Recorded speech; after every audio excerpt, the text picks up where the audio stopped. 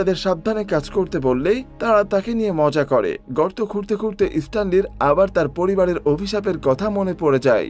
গল্পটা তার এক পূর্বপুরুষ এলিয়া ইয়েলনার্সকে নিয়ে। সে একটা শূকরের ফার্মে কাজ করত, আর সেখানে তার মালিকের মেয়ে মায়েরার প্রেমে পড়ে যায়। সে তখন জিরোনি নামের এক ভবিষ্যৎ বলতে পারা মহিলার কাছে যায় আর জিজ্ঞেস করে যে মেয়েটার মন জেতার জন্য তাকে কি করতে হবে। জিরোনি তাকে এই প্রেম ভালোবাসা ভুলে আমেরিকায় চলে যাওয়ার পরামর্শ দেয়, কিন্তু এলিয়া হার মানেনি। সে মায়েরার বাবার কাছে তার মেয়ের হাত চাইতে যায়, কিন্তু সেখানে আরো একজন ছিল যে মায়েরাকে বিয়ে করতে চেয়েছিল এবং যৌতুক হিসাবে অনেকগুলো শূকর নিয়ে এসেছিল। এলিয়া কষ্ট পেয়ে আবার জিরোনির কাছে যায়। এবার জিরোনির দয়া হয় আর সে তাকে একটা উপায় বলে দেয়। সে এলিয়াকে বলে, তোমাকে প্রতিদিন একটা ছোট শূকর ছানাকে পানি খাওয়ানোর জন্য পাহাড়ে নিয়ে যেতে হবে, আর যতক্ষণ সে পানি খাবে তোমাকে গান গাইতে হবে। এতে তুমিও শক্তিশালী হবে আর শূকরটাও বড় হয়ে যাবে, যা একটা ভালো যৌতুক হবে। কিন্তু এর বদলে তোমাকেও একটা কাজ করতে হবে। শূকরটাকে পানি খাওয়ানোর পর আমাকেও ওই পাহাড়ে নিয়ে গিয়ে পানি খাওয়াতে হবে। যদি তুমি এটা না করো তাহলে তোমার আর তোমার আগামী প্রজন্মের উপর একটা অভিশাপ নেমে আসবে।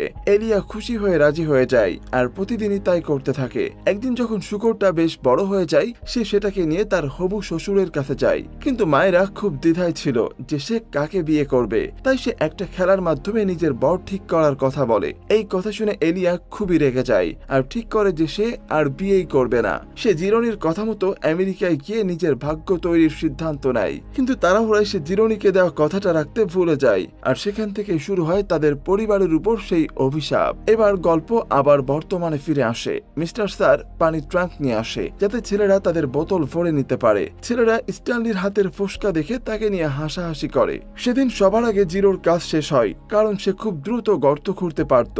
শেষে যখন স্ট্যানলির কাজ শেষ হয়, কেউ তাকে গর্ত থেকে বেরোতে সাহায্য করে না আর তাকে একাই বেরোনোর কৌশল শিখতে হয়। যখন সে শহরে ফিরে আসে, সে দেখে মিস্টার স্যার তার দিকে বন্দুক তাক করে আছে, কিন্তু আসলে সে একটা হলুদ দাগওয়ালা গিরগিটিকে মারার চেষ্টা করছিল। তার প্রথম নিশানা লক্ষ্যভ্রষ্ট হয়, কিন্তু দ্বিতীয় গুলিতে গিরগিটিটা মারা যায়।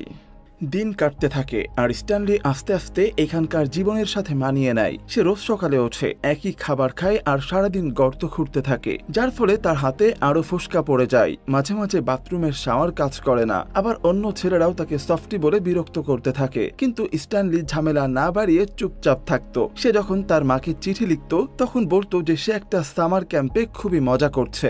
একদিন গর্ত খোঁড়ার সময় স্ট্যানলি একটা ফসিল পায়। সে সেটা পেন্ডেন্সকির কাছে নিয়ে গেলে ডক্টর বলে যে ওয়ার্ডেনের এসব জিনিসে কোনো আগ্রহ নেই। ডক্টর তাকে জানায় যে এই এলাকাটা একসময় একটা বিশাল হ্রদ ছিল আর এর চারপাশের জমি ওয়ার্ডেনের দাদুর ছিল, আর এখান থেকে গল্প ফ্ল্যাশব্যাকে চলে যায়। দেখানো হয়